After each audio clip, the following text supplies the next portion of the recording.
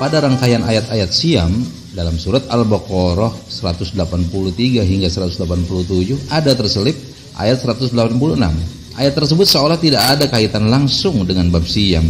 Wa idza sa'alaka 'ibadi anni wa inni qarib ujibu da'watid da'i idza da'an wal yu'minu bi la'allahum yarshudun. Dan apabila hamba-hambaku bertanya kepadamu tentang aku, maka jawablah bahwasanya aku adalah dekat. Aku mengabulkan permohonan orang yang berdoa apabila ia memohon kepada aku.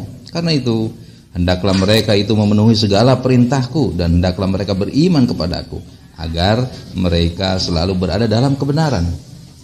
Ayat ini terkait dengan pertanyaan seorang Arab gunung kepada Rasulullah SAW, apakah Tuhan kita itu dekat? Kalau memang dekat, saya akan rendahkan suara dalam berdoa itu. Ataukah dia jauh, jadi saya bersuara dengan keras kepadanya. Saat itu Rasulullah terdiam sejenak, lalu turunlah ayat tadi. Maka bisa kita pahami dari ayat tersebut bahwa berdoa sangat dianjurkan saat-saat kita beribadah. Dan ibadah Siyam, ibadah saum saat ini adalah ibadah yang lama waktunya. Sebaiknya kita banyak berdoa kepada Allah saat saum itu. Yang kedua, berdoa itu harus dengan suara yang pelan atau dalam kata lain munajat, karena Allah itu maha dekat dan maha mendengar. Fa inni qarib, sebagaimana dijelaskan pada surat 50 ayat ke-16 bahwa Allah itu lebih dekat dari urat leher hambanya.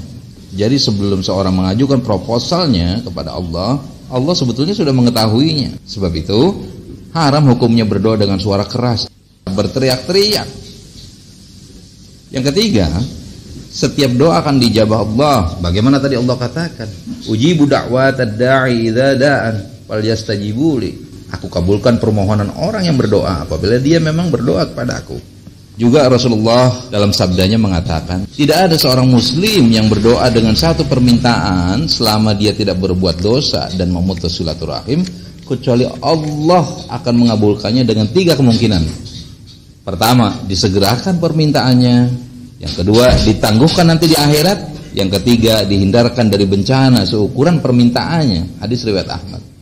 Yang keempat, syarat dikabulkannya doa adalah kita memenuhi perintah Allah dan beriman kepadanya. Khususnya saat bulan Ramadan ini kita sedang melaksanakan perintah Allah dan meningkatkan keimanan.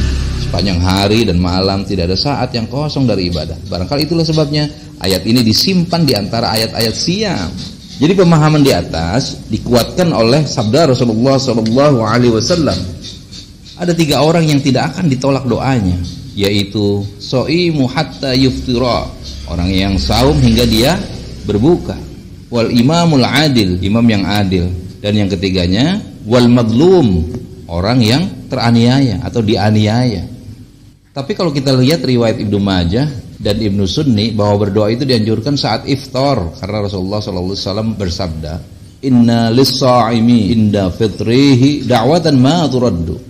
Sesungguhnya bagi orang yang siam di waktu ia berbuka tersedia doa yang makbul. Adapun doa yang dianjurkan, minta ampun dulu, istighfar, kemudian istirham, mohon rahmat, lalu kita berdoa dengan doa-doa sesuai kebutuhan kita. Sahabat Rasulullah yang bernama Abdullah bin Amr bin As yang meriwayatkan hadis tadi, beliau suka berdoa saat iftar atau saat berbuka itu dengan doa Allahumma inni as'aluka birahmatikal lati wasi'at kulla syai'in an taghfirli. Ya Allah, aku mohon kepadamu dengan rahmatmu yang meliputi segala sesuatu agar engkau mengampuniku. Ibnu Majah. Memang ada doa lain yang diriwayatkan oleh Abu Dawud, An-Nasa'i, Al-Hakim dan Al-Baihaqi, yaitu doa dhahabat dhama'u wabtalatil uruq fathabbatil ajru insyaallah, telah lenyap haus dahaga dan telah basah urat-urat, insyaallah ditetapkan pahala. Mengenai doa ini secara singkat akan kita ulas bahwa di dalam hadis ini terdapat perawi yang bernama Marwan, yang beliau adalah gharib, asing dan aneh. Gharibnya disebabkan para sahabat Ibnu Umar yang jumlahnya itu kurang lebih mencapai 300, mereka semua tidak mengenal Marwan ini, si perawi hadis ini. Kemudian di zaman tabi'in tidak ada yang mengenal riwayat ini kecuali Marwan saja. Jadi Marwan menyendiri dari ratusan sahabat Ibnu Umar. Maka karena dia menyendiri dari ratusan rawi yang thiqah lainnya, bisa dikategorikan perawi yang gharib asing, yaitu dengan tidak dikenalinya yang bersangkutan itu atau majhul. Maka dengan demikian hadis ini dikategorikan hadis dhaif atau hadis gharib. Nah, sedangkan doa Allahumma lakasumtu wa ala rizqika aftartu itu dinyatakan mursal oleh Abu Dawud yang meriwayatkannya. Sekalipun mempunyai syahid tetapi masih diragukan kesahihannya.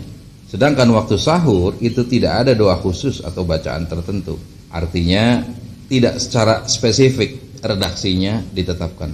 Wallahu a'lam bishawab.